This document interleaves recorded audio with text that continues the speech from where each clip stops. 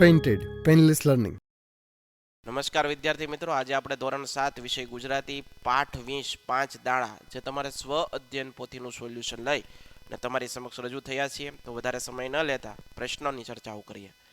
પ્રશ્નો પૂછ્યો છે, નીચેનો ફકરો વાંચીને પ્રશ્નોનો જવાબ આપો. સૌથી નાના દીકરાની વહુ ચતુર સમજુ હતી. એને થયું કે સસરાજીની વાતમાં કંઈક ઊંડો મર્મ હોવો જોઈએ. આ દાણા સંઘરી રાખવા, વાત તો સાચી, પણ સંઘરેલા દાણા વખત જતાં બગડી જાય એના કરતાં એ દાણા ખેતરમાં વવરાઈ દઉં તો કેવું? કણમાંથી મણ થતા અનાજને કેટલી વાર?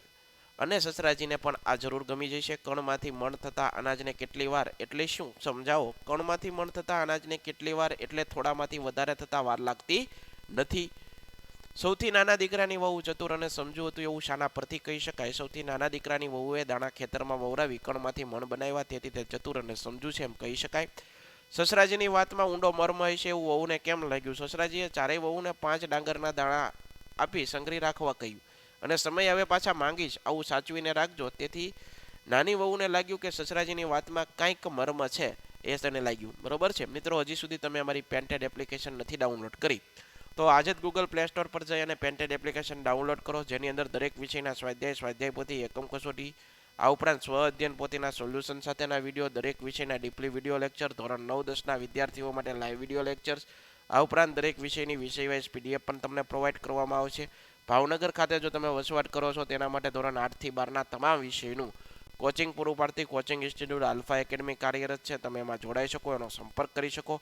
યુટ્યુબની અંદર તમને અમારા વિડીયો ગમતા હોય તો અમારી ચેનલ છે યુટ્યુબ પેન્ટેડ ચેનલ, એ હજી સુધી સબસ્ક્રાઇબ નથી કરી, સબસ્ક્રાઇબ કરો, તમારા મિત્રો સુધી શેર કરો, અને વિડીયો ગમતા હોય તો તમે લાઇક પણ કરો. વહુ બેટા ડાંગરના પહેલા 5 દાણા આપજો, ધનપાલ શેઠ કહે છે. એ દાણા લાવવા માટે આપણે મારે પિયરને ગાડા મોકલવા પડશે. નાની વહુએ આવું કીધું. ડોસાએ કહેવાય ઝીણા જીવના છે, મોટી વહુએ આવું બોલ્યા. બરોબર છે. સસરાજીની વાતમાં કંઈક ઊંડો મર્મ હોવો જોઈએ. નાની વહુએ કીધું, તું જ મારા ઘરને સારી રીતે સાચવી શકીશ, ધનપાલ શેઠે કીધું. નીચેના પ્રશ્નોના જવાબ એક વાક્યમાં. કોણ ઉછાંછળી અને છીછરી બુદ્ધિનું લાગતું હતું? મોટી વહુ ઉછાંછળી અને છીછરી બુદ્ધિની લાગતી હતી. સૌથી નાના દીકરાની વહુએ દાણાનું શું કર્યું? સૌથી નાના દીકરાની વહુએ દાણા પિયરમાં મોકલાવી વવરાવી દીધા. બધી વહુઓમાં કોણ ઠરેલ અને ચતુર હતી? સૌથી નાની વહુ છે એ ઠરેલ અને ચતુર હતી.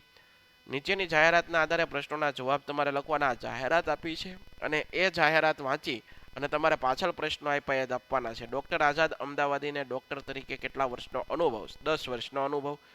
નિરાંત હોસ્પિટલમાં વિશેષ કઈ સગવડ છે? નિરાંત હોસ્પિટલમાં મેડિક્લેમની સગવડ છે. ડૉક્ટર આઝાદ અમદાવાદી કયા કયા રોગના નિષ્ણાંત છે? ફેફસા, શ્વાસ અને હૃદય રોગના બહુ મોટા નિષ્ણાંત છે. 24x7 એટલે શું? તો એટલે કે 24x7 એટલે રાત દિવસ હોસ્પિટલ ચાલુ છે. નિરાંત હોસ્પિટલ ક્યાં આવેલી છે? Nirant hospital Akshay complex, doctor house, Naroda, Ahmedabad ખાતે આ હોસ્પિટલ આવેલી છે. નીચેના વાક્યોમાંથી ક્રિયાપદ એટલે ક્રિયા દર્શાવવાની છે. પોતાના પિયરમાં મોકલીને દાણા વવરાવ્યા, તો વવરાવ્યાની ક્રિયા થઈ. બરોબર, વાયવું એની ક્રિયા થઈ, તો એ ક્રિયાપદ થયું. મૈત્રી ગ્રંથ વાંચે, વાંચવાની ક્રિયા. છોટું બૂટ પહેરીને દોડ્યો, દોડવાની ક્રિયા.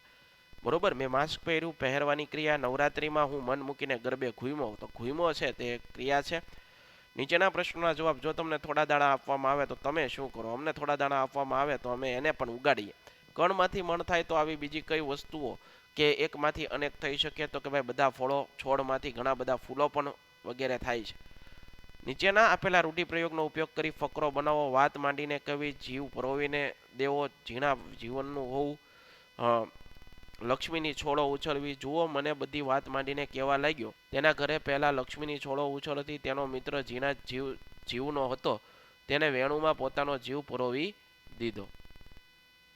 મિત્રો, આશા રાખું તમને આ વિડીયો ગમ્યો હશે. ફરીવાર નવા સોલ્યુશન સાથે આપણી મુલાકાત થશે. ત્યાં સુધી જય હિન્દ, જય ભારત, ધન્યવાદ. Painted painless learning.